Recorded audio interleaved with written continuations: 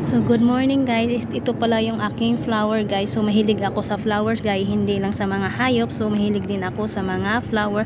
So ito guys, mga tanim ko yan guys na tinatanggal ko to. Tapos tinatanim ko siya dito sa paso. Ito yung ano namin, similya. Tapos pag okay na to guys, ililipat ko naman siya dito. Kasi ang halaman dito sa Singapore guys is masilent sila masyado guys. So ito guys, every 2 months ako nagpapalit ng halaman. So kumukuha ko dito, tapos sinatransfer ko dito sa mga empty.